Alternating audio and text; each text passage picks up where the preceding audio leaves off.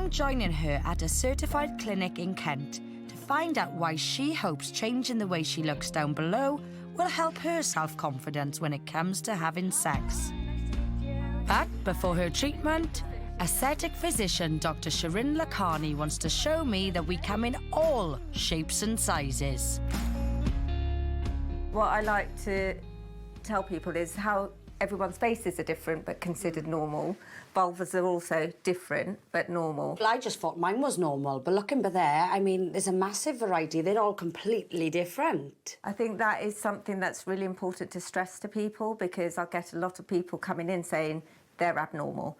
But looking at that, every single one of those vulvas is in fact normal. Most people that you see, whenever you do get to see a foof, they're all kind of tucked in and all look similar, don't they? And I think that's socially what people aim for in this culture. But what I try and stress to my patients is actually it doesn't really matter what it looks like as long as you're comfortable with it and it functions for you. Today, Kat's chosen a medically CE-approved, non-surgical treatment using radio frequency waves to help stimulate the body's natural collagen production, supposedly resulting in a more toned and tightened vulva. So, how are you feeling? I'm feeling good. Yeah? Yep.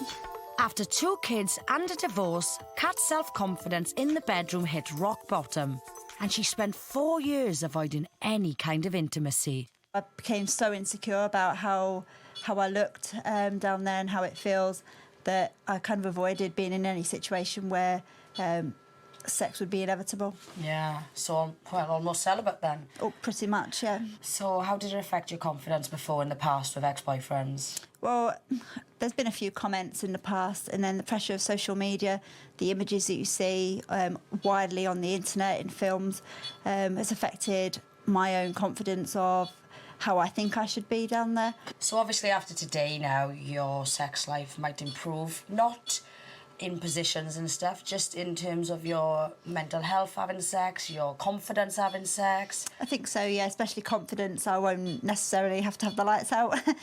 Kat will need a couple more sessions to get the full effect, but she's agreed to share her results with me.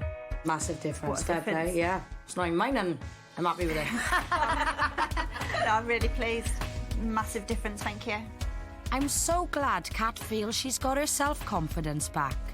But it has shown me the pressure we all put on ourselves to look a certain way, when actually we're all different.